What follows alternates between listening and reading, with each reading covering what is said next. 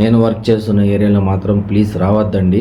నేను కువైట్కి రావద్దు అని చెప్పడం లేదు, నేనుండే ఏరియాకి మాత్రం రావద్దు అని చెప్తున్నా. చేతులు జోడించి మరీ చెప్తున్నాను. నేను పడిన కష్టం కానీ, నేను ఇక్కడ పడిన బాధ కానీ మన తెలుగు వాళ్ళు ఇంకొక ఎవరైనా సరే, లేడీస్ కానీ జెంట్స్ కానీ ఎవరైనా కూడా వాళ్ళు పడకూడదనే ఉద్దేశంతో నేను ఈ వీడియో చేస్తున్నాను. Hi friends, welcome to my YouTube channel. అందరూ ఎలా ఉన్నారు? నేను చాలా బాగున్నాను ఫ్రెండ్స్. నేను కువైట్కి వచ్చిన తర్వాత నేను యూట్యూబ్లో పెట్టిన సెకండ్ వీడియో. సో ఏంటంటే అందులో నేను చెప్పాను, కువైట్కి వచ్చే ముందు జాగ్రత్తగా ఉండండి, నాకు జరిగిన మోసం మీకు జరగకూడదని అయితే ఒక వీడియోలో పెట్టాను. సో ఆ వీడియోలోనే నేను వర్క్ చేస్తున్న ఏరియాకి ఎవరు రావద్దండి అని చాలా రిక్వెస్టింగ్గా అయితే చెప్పానన్నమాట. సో నేను ఆ వీడియో ఎందుకు చేశాను అండ్ అలాగే నేను వర్క్ చేస్తున్న ఏరియాకి మిమ్మల్ని ఎందుకు రావద్దు అని చెప్తున్నాను, ఈ వీడియోలో అయితే క్లారిటీగా చెప్తాను ఫ్రెండ్స్. ఈ వీడియో నేను ముందే చేయాల్సి ఉంది, సో కానీ నాకు ఇంత టైం అయితే పట్టిందనమాట ఈ వీడియో చేయడానికి. సో తప్పు నాదే, ఐఎమ్ రియల్లీ సారీ. సో ఈ వీడియో అయితే లాస్ట్ వరకు చూడండి ఫ్రెండ్స్. అలాగే నేను పెట్టిన ఫస్ట్ వీడియో మీరు ఎవరైనా చూడకుండా ఉంటే కింద డిస్క్రిప్షన్లో లింక్ ఇస్తాను, చూడండి.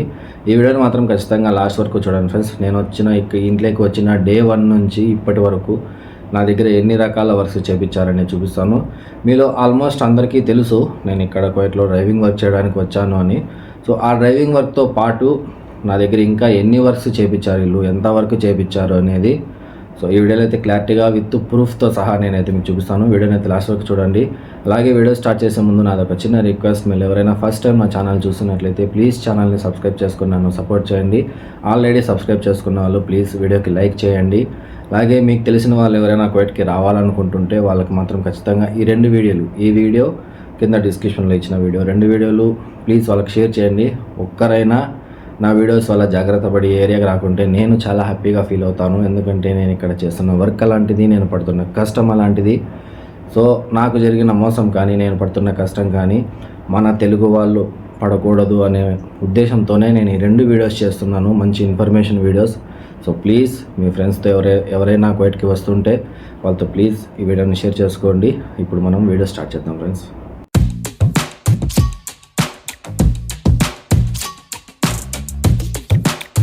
సో ఫ్రెండ్స్, నేనైతే ఈ ఇంట్లోకి 4వ తేదీ 7వ నెల 2025 అయితే ఈ ఇంట్లోకి నేను వచ్చాను.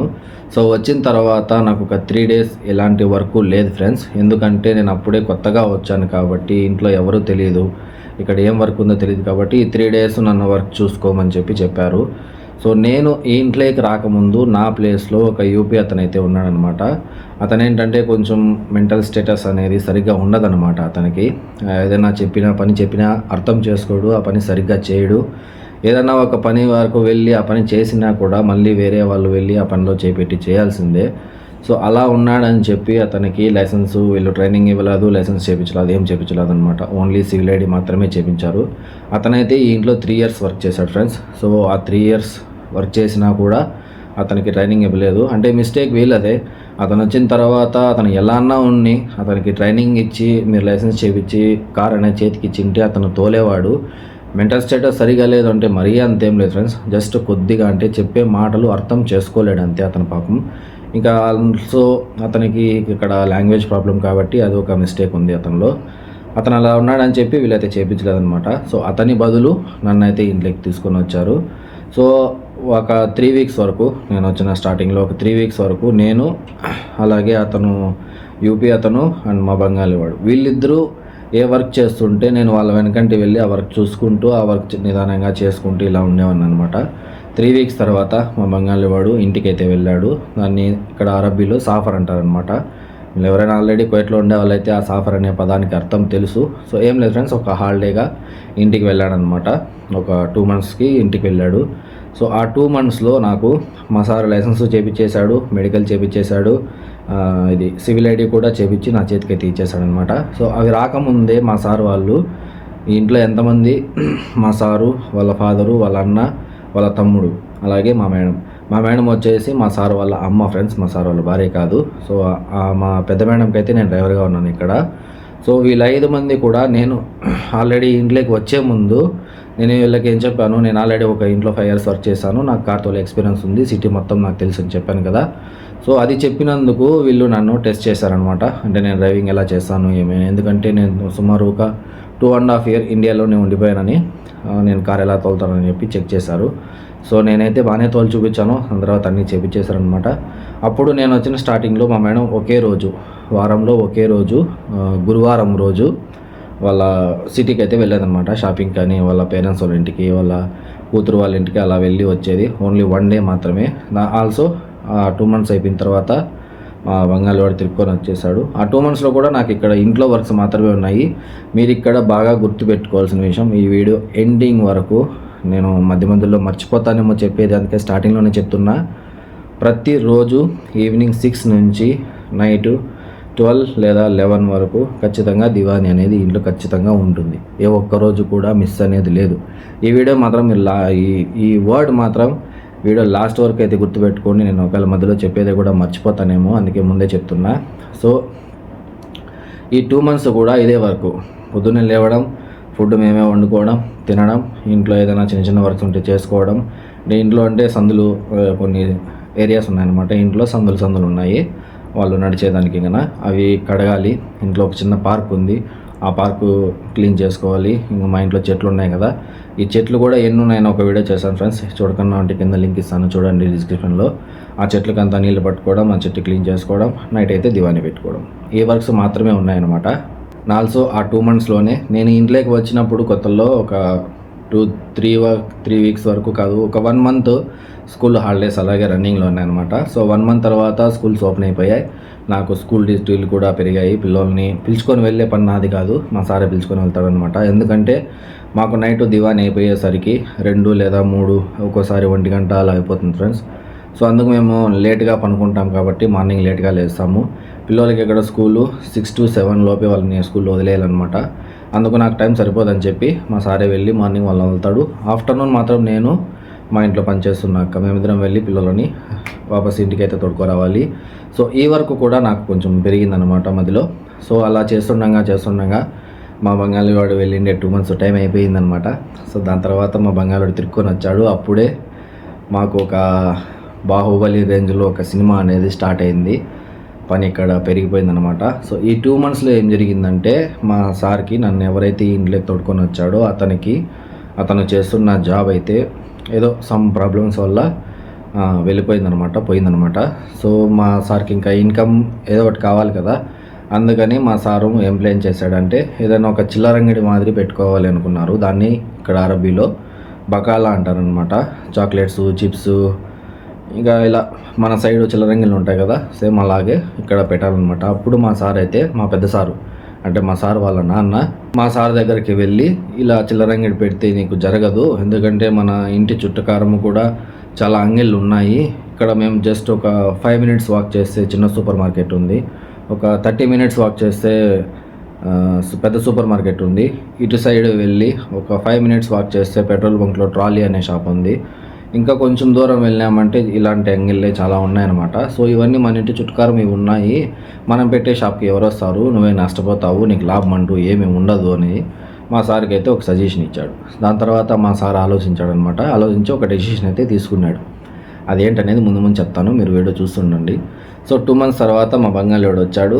వచ్చిన తర్వాత మాకు చేపించిన ఫస్ట్ది పని ఇప్పుడు మీకు ఒక వీడియో ప్లే చేస్తా చూడండి.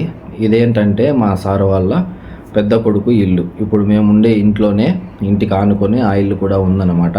సో ఆ ఇంట్లో ఇప్పుడు మీరు చూస్తున్న వీడియోలో ఈ సామాన్లన్నీ కనిపిస్తున్నాయి కదా, ఈ సామాన్లన్నీ కొన్ని ఒక్కొక్క రూమ్లో కొన్ని ఉన్నాయన్నమాట. అవన్నీ తీసుకుని వెళ్ళి ఒక రూమ్లో పెట్టడం, ఆ రూమ్ని క్లీన్ చేయడం, మళ్ళీ ఈ సామాన్లన్నీ ఆల్రెడీ క్లీన్ చేసిన రూమ్లో పెట్టడం, మళ్ళీ ఈ రూమ్ క్లీన్ చేయడం. ఈ రూమ్ క్లీన్ చేసేది అయిపోయిన తర్వాత మళ్ళీ ఇంకో రూమ్లో సామాన్లు ఈ రూమ్లో తెచ్చిపెట్టడం, ఆ రూమ్ క్లీన్ చేయడం.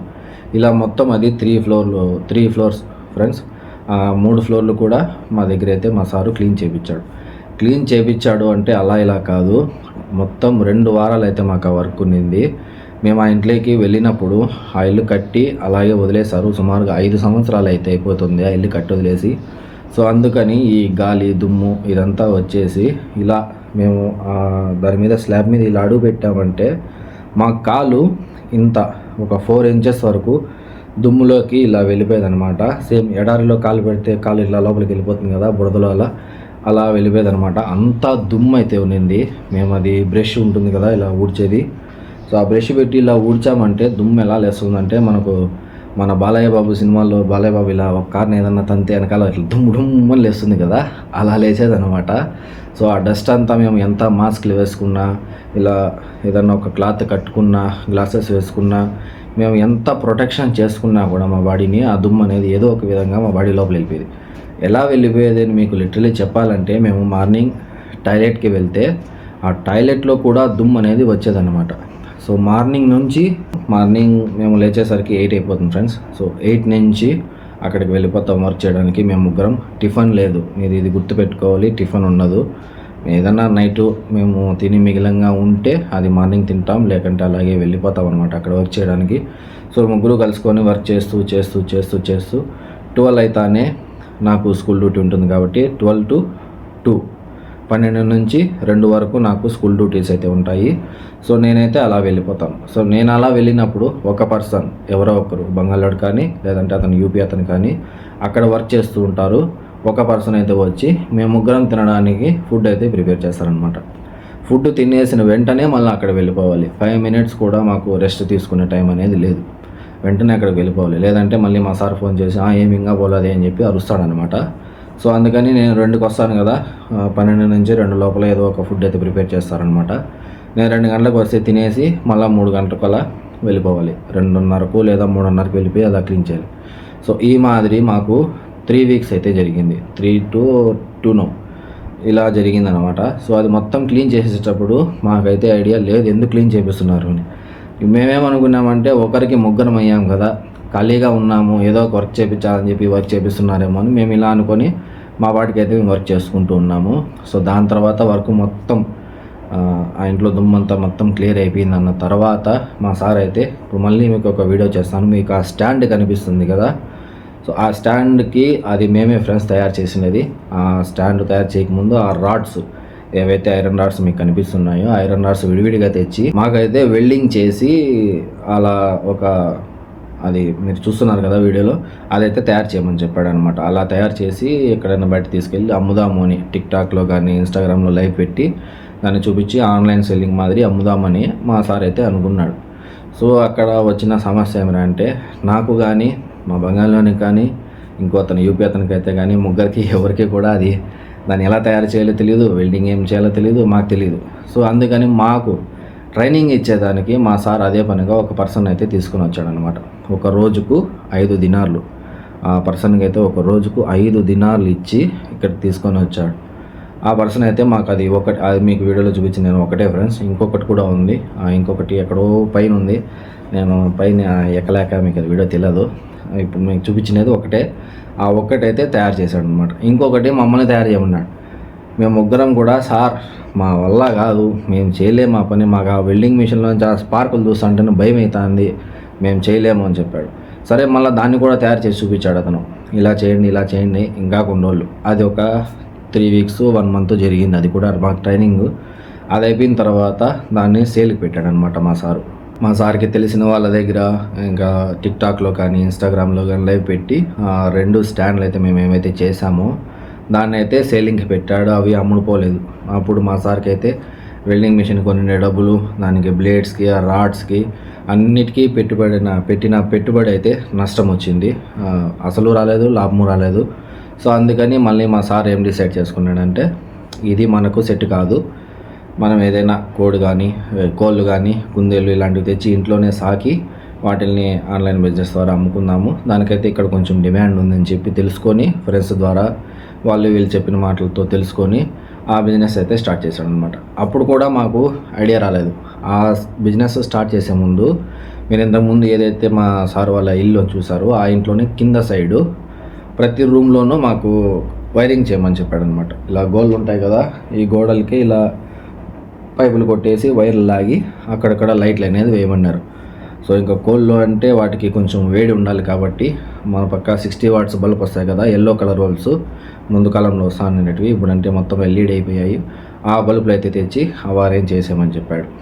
మళ్ళీ మా ముగ్గురిని కలిపి నైట్ టైమ్స్లో ఎప్పుడైతే ఇక్కడ దివానీ అయిపోతుందో 12 కానీ 1 గంట కానీ 2 కానీ 3 కానీ ఏ టైం అయినా కానీ నన్ను ఆ యూపీ అతన్ని బంగాళీ అతన్ని ఎడార్లేకి తీసుకొని వెళ్ళేవాడు.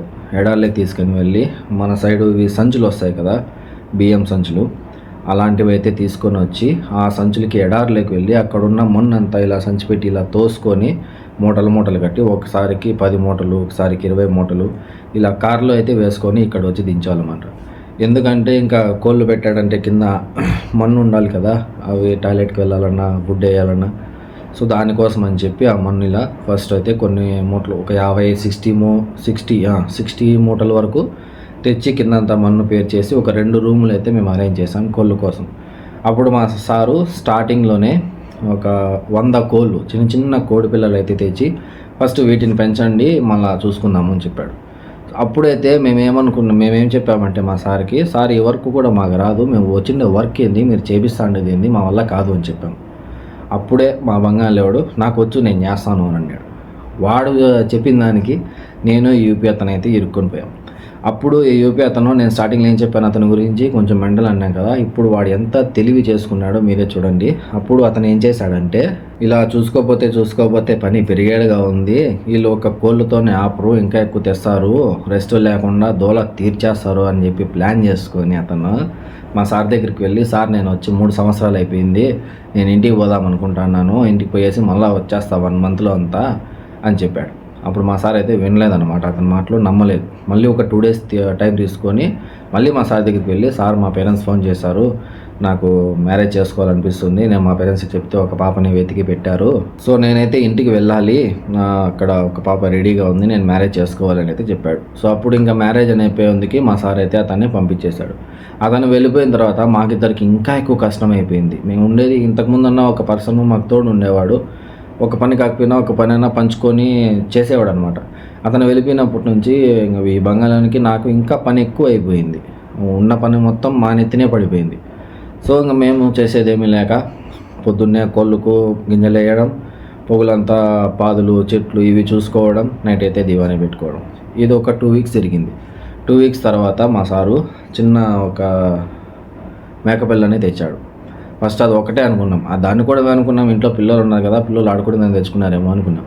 దాని తర్వాత రోజుకు ఒకటి లేదా వారానికి 1, 2 ఇలా తెచ్చుకుంటూ 12 మేకలు తెచ్చినాడు. ఈ 12 మేకలకి మేము అన్నీ చేయాలి. సేమ్ ఒక మేకల కొట్టంలాగా మేకల ఫాము, కోళ్ళ ఫామ్ అయిపోయింది. ఈ 2 కూడా చూసుకుంటుంటే మళ్ళీ పోయి బాతులు తెచ్చినాడు, పావురాలు తెచ్చినాడు, కుందేళ్ళు తెచ్చినాడు. ఇవన్నీ అక్కడే మీరు ఇంతకుముందు చూసిన ఇంట్లోనే ఇక్కడ ఒక వీడియో ప్లే అయితే చూసారు కదా, ఆ ఇంట్లోనే ఒక్కో రూమ్లో ఒక్కొక్క దాన్ని ఇలా సెక్షన్ వైజ్ డివైడ్ చేసి పెట్టాం. అప్పటికి మాకు ఇంకా పని ఎక్కువ పెరిగిపోయింది. పొద్దున్నే 6కే నిద్రలేను, నువ్వు రాత్రి 2 గంటల కన్నా పనుకో, ఏడన్నా పోయి సావు, నాకు సంబంధం లే, పొద్దున్నే 6కి లేయాలి. ఎందుకంటే అవి కూడా మన మాదిరే ఒక ప్రాణం ఉండేది కాబట్టి మూగజీవాలు. మనమైతే ఆకలి అయితే నాకు ఆకలి అవుతుంది అని చెప్పి చెప్పగలుగుతామో చెప్పలేవు కదా.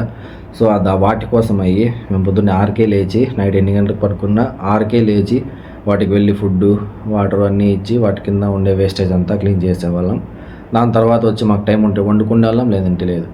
ఇలా ఒక 1 మంత్ 2 మంత్స్ దాకా జరిగింది. దాని తర్వాత చలికాలం స్టార్ట్ అవుతుంది, ఎండాకాలం తగ్గింది, చలికాలం పెరుగుతూ వస్తుంది. 2 సమానంగా ఉండే టైంలో, అంత ఎక్కువ ఎండ లేకుండా అంత ఎక్కువ చలి లేకుండా 2 సమానంగా ఉండే టైంలో ఏమరా అంటే మా సారు ఎడార్లేవి గుడిసెలు అయిపోండి అని చెప్పినాడు.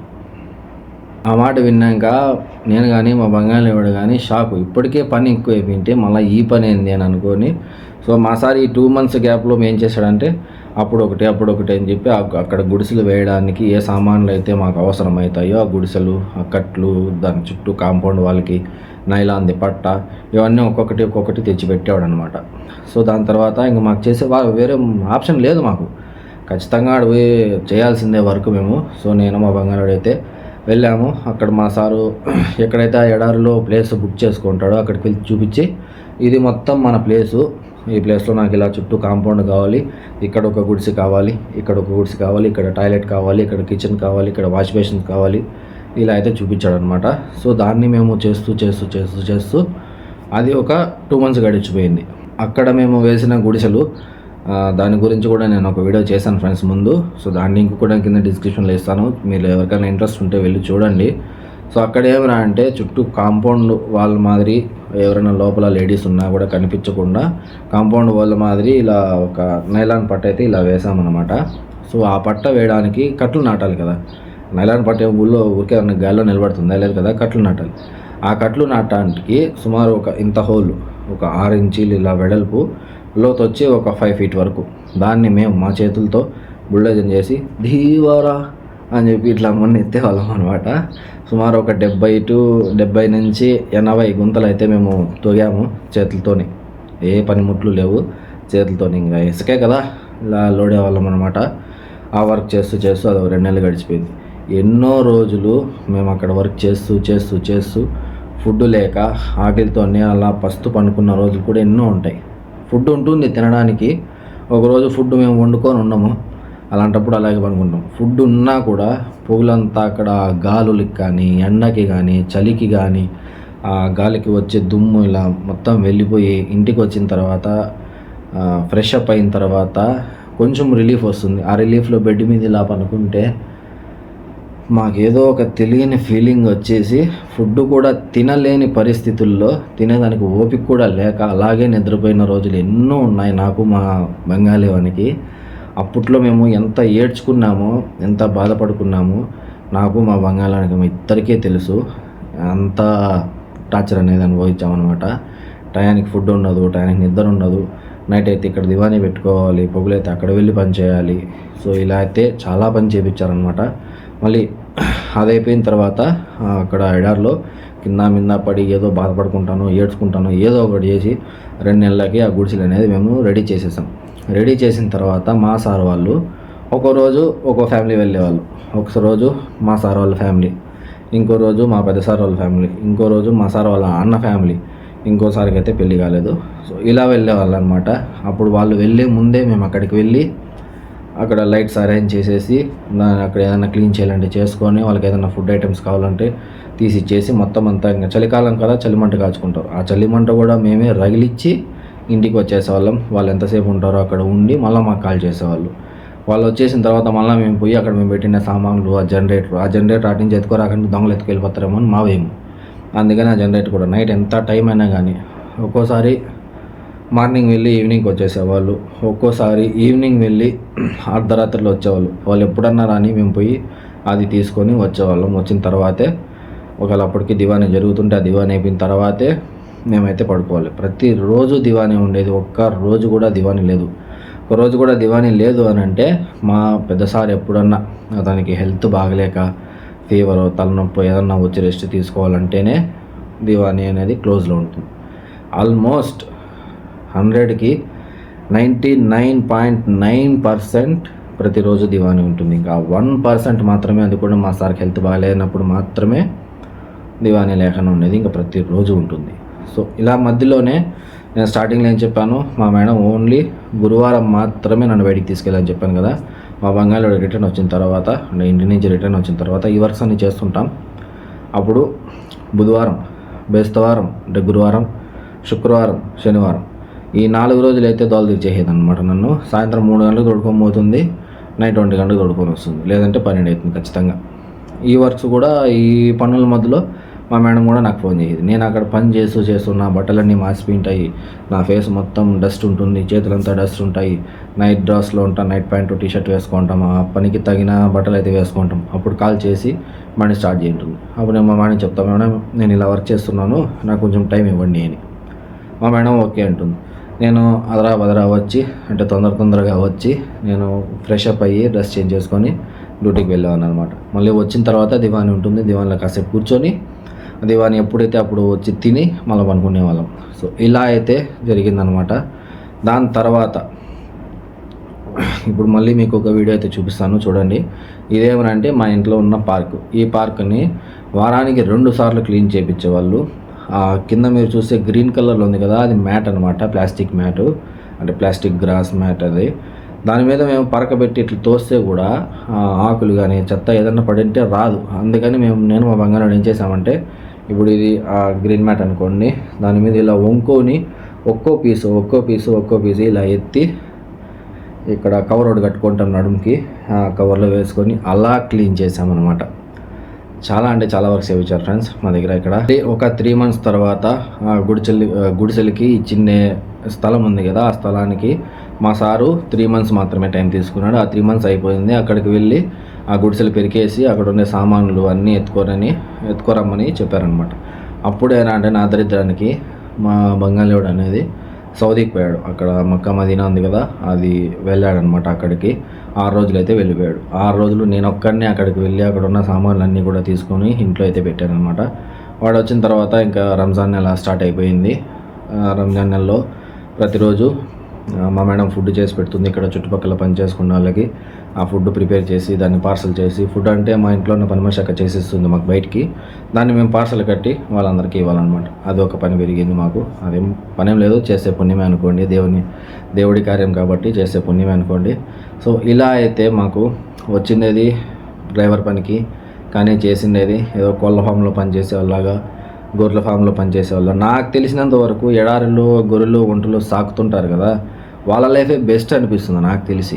నేను ఇంట్లో చేసిన ఎక్స్పీరియన్స్తో చెప్తున్నాను. మాకంటే వాళ్ళ లైఫ్ బాగుంటుందేమో అని అనిపిస్తుంది ఒక్కోసారి మాకు. సో అంతలా అయితే మాకు టార్చర్ పెట్టారనమాట. పొద్దున్నే 6 గంటలకు లేకపోతే మా సార్ వచ్చి టింగ్ టింగ్ టింగ్ టింగ్ అని చెప్పి డోర్ కొట్టేవాడు. ఏమి ఇంకా లేదా లేండి విన్నా, వాటికి నీళ్ళు వెళ్ళా, ఫుడ్ వెళ్ళా అని చెప్పి మమ్మల్ని లేపేసేసేవాడు. సో మధ్యలోనే మళ్ళీ వాటికి అక్కడ కోళ్ళ కింద మన్ను వేసామని చెప్పాను కదా, ఆ మన్ను ప్రతి నెలకు ఒకసారి లేదంటే 2 weeks ఒకసారి ఆ మన్ను చేంజ్ చేయించేవాడు అనమాట. ఆ మన్నుని ఎత్తుకొని సంచుల్లోకి వేసుకోవడం, ఎక్కడో దూరంగా పోయి పడేయడం, మళ్ళీ తీసుకొని వచ్చి కొత్త మన్ను తీసుకొని వచ్చి ఇక్కడ వేయడం, ఇలా కూడా పనులు అయితే చేయించారనమాట. సో అందుకే నేను మీకు చాలా రిక్వెస్టింగ్గా నా చేతులు జోడించి మరి మిమ్మల్ని రిక్వెస్ట్ చేస్తున్నా, ప్లీజ్ ఎవరైనా కొత్తగా కువైట్కి వచ్చే వాళ్ళు ఉంటే మీరు మీ చేతికి వీసా వస్తానే ప్లీజ్ మీరు ఎంక్వైరీ చేసుకోండి ఆ ఇల్లు ఎక్కడుంది అని. నేను వర్క్ చేస్తున్న ఏరియాలో మాత్రం ప్లీజ్ రావద్దండి. నేను ఏ ఏరియాలో చేస్తున్నానో మీరు కింద డిస్క్రిప్షన్లో ఉన్న లింక్ చూస్తే మీకు అర్థమైపోతుంది. అలాగే అందులో నాకు ఏ మోసం జరిగిందో కూడా మీకు చెప్పాను. అలాంటి మోసం మీకు కూడా జరగకూడదంటే ప్లీజ్ ఆ వీడియో చూడండి. ఎవరికైతే కువైట్కి వచ్చే ఉద్దేశం లేదో మీరేం చేస్తారంటే ప్లీజ్ ఈ వీడియో ఎవరికైనా కొత్తగా వచ్చే కువైట్కి రావాలనుకుంటున్న వాళ్ళకి, మీ ఫ్రెండ్స్ కానీ మీ ఫ్యామిలీలో ఉన్న వాళ్ళకి కానీ ప్లీజ్ షేర్ చేయండి. నేను కువైట్కి రావద్దు అని చెప్పడం లేదు, నేనుండే ఏరియాకి మాత్రం రావద్దు అని చెప్తున్నా. చేతులు జోడించి మరీ చెప్తున్నాను. నేను పడిన కష్టం కానీ, నేను ఇక్కడ పడిన బాధ కానీ మన తెలుగు వాళ్ళు ఇంకొకరు ఎవరైనా సరే, లేడీస్ కానీ జెంట్స్ కానీ ఎవరైనా కూడా వాళ్ళు పడకూడదనే ఉద్దేశంతో నేను ఈ వీడియో చేస్తున్నాను. సో వీడియో నచ్చింటే ప్లీజ్ లైక్ చేయండి. అలాగే ప్లీజ్ మీకు తెలిసిన వాళ్ళతో షేర్ చేసుకోండి. అలాగే ఈ వీడియోలో మీకు ఏం నచ్చిందో కింద కామెంట్ చేసి మన ఛానల్ని సబ్స్క్రైబ్ చేసుకొని నన్ను సపోర్ట్ చేయండి ఫ్రెండ్స్. నేను ఇంకా మంచి వీడియోస్ చేస్తూ కువైట్లో డ్రైవర్ లైఫ్ అంటే ఎలా ఉంటుందో మీకు డైలీ అప్డేట్ అయితే ఇస్తుంటాను. Okay, bye.